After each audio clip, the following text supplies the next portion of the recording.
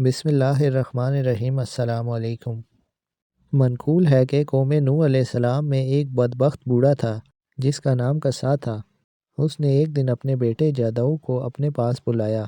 اس نے بیٹے کو وصیت کی کہ دیکھو بیٹا، کبھی بھی نوح کی باتوں میں نہ آنا، بلکہ وہ جہاں نظر آئے اس کو اذیت پہنچانے میں کوئی کسر نہ چھوڑنا۔ یہ ہمارے آباء و اجداد اور ہمارے معبودوں کو برا بھلا کہتا ہے۔ اس کے بعد وہ اٹھا اور اپنے بیٹے کو لے کر حضرت نوح علیہ السلام کی تلاش میں نکل پڑا۔ اسے حضرت نوح علیہ السلام نظر آئے تو کہنے لگا، یہ وہ شخص ہے جس کے بارے میں تجھے نصیحت کر رہا تھا۔ یہ ساحر و کذاب ہے۔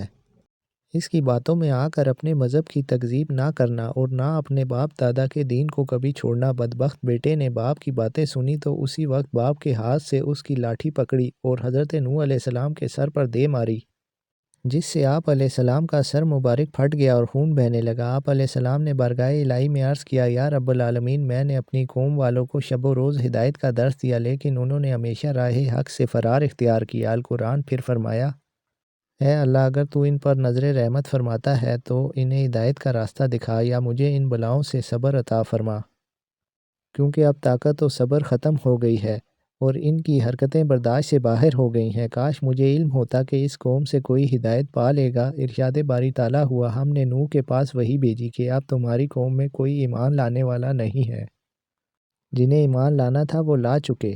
پھر ارشاد باری تعالیٰ ہوا، اے نوح، اب ہدایت پانے والوں میں نہ تو باپ کی صلبوں میں اور نہ ماؤں کے ارحام میں کوئی باقی رہا ہے۔ تو پھر حضرت نوح علیہ السلام نے عرض کیا، اے رب العالمین، تو خطہ زمین پر کسی کافر کو زندہ نہ رکھ۔ حضرت نوح علیہ السلام کی یہ دعا قبول ہوئی اور عذاب کا حکم جاری ہو گیا۔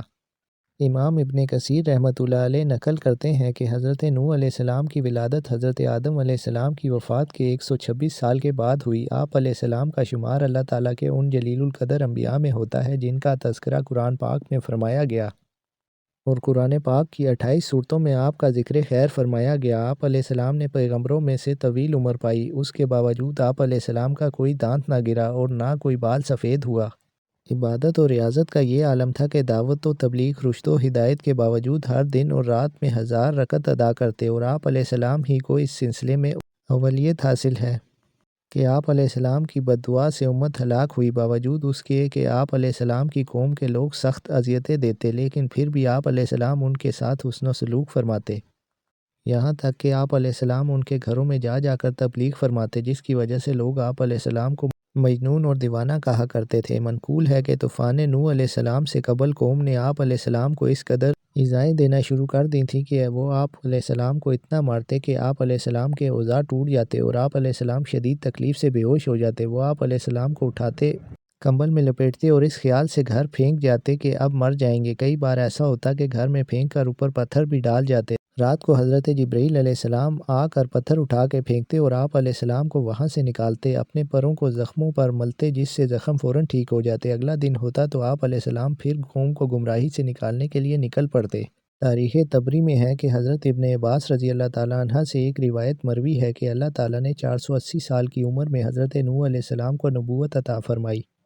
120 سال آپ علیہ السلام نے لوگوں کو اللہ کے دین کی طرف بلایا، لیکن قوم نے کسی بات کو بھی ماننے سے انکار کر دیا۔ پھر اللہ تعالیٰ نے آپ علیہ السلام کو کشتی بنانے کا حکم دیا۔ جب آپ علیہ السلام کشتی بنانے میں مصروف تھے تو آپ کی قوم آپ کا مذاق اڑاتی تھی۔ کوئی کہتا تھا، اے نوح علیہ السلام، اب تم بڑا ہی بن گئے ہو، حالانہ کہ تم کہا کرتے تھے کہ میں خدا کا نبی ہوں۔ کوئی کہتا، اے نوح، اس خشک زمین میں تم کشتی کیوں بنا رہے ہو؟ آپ علیہ السلام ان کے جواب میں یہی فرماتے تھے کہ آج تم ہم سے مذاق کرتے ہو، لیکن مت گھبراؤ، جب اللہ کا عذاب بصورت طوفان آ جائے گا تو ہم تمہارا مذاق اڑائیں گے۔ اور جب آپ علیہ السلام کشتی بنا کر اس میں سوار ہوئے، اس وقت آپ علیہ السلام کی عمر مبارک 600 سال تھی۔ پھر عذاب نازل ہوا اور تمام سرکش و نافرمان پانی کے عذاب میں غرق ہو گئے۔ حضرت ابن عباس رضی اللہ تعالیٰ عنہ فرماتے ہیں کہ نوح علیہ السلام نے کشتی کے بعد 350 سال مزید زندہ رہے۔ حضرت کعب احبار رضی اللہ تعالیٰ عنہ فرماتے ہیں کہ جب حضرت نوح علیہ السلام کی وفات کا وقت قریب آیا تو آپ علیہ السلام ایک پہاڑ پر سیر فرما رہے تھے۔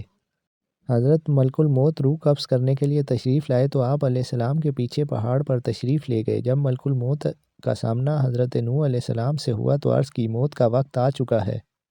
حضرت نوح علیہ السلام نے موت کی تکلیف کا تصور کیا تو زوردار نعرہ بلند کیا، حتیٰ کہ یہ سن کر جنگل کے تمام جانور جمع ہونے لگے۔ پھر آپ علیہ السلام نے ملک الموت برائے تعلیم امت فرمایا مجھے اتنی مہلت دی جائے کہ میں اپنے گھر والوں سے رخصت ہو لوں۔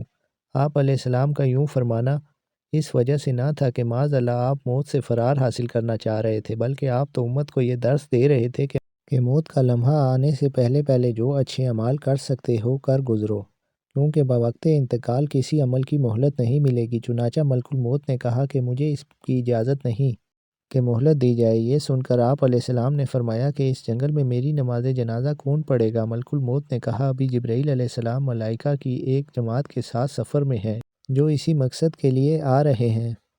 یہ معلوم ہوا تو آپ وعدہ الہی کی تکمیل کے لیے رضامند ہو گئے۔ اسی ثنا میں حضرت جبرائیل علیہ السلام تشریف لائے اور دریافت کیا، اے انبیاء میں سب سے طویل عمر پانے والے آپ علیہ السلام نے دنیا کو کیسا پایا؟ حضرت نوح علیہ السلام نے فرمایا یہ دنیا اس مکان کی مثل ہے جس میں دو دروازے ہوں، ایک سے داخل ہوئے اور دوسرے سے نکل گئے۔ اس کے بعد ملک الموت نے آپ علیہ السلام کی روح قبض کر لی، چنانچہ فرشتوں نے آپ علیہ السلام کو غسل دیا، وہیں آپ علیہ السلام کی نماز جنازہ پڑھی گئی۔ اللہ تعالیٰ کی ان پر 1000 بار رحمتیں نازل ہوں، آمین یا رب العالمین۔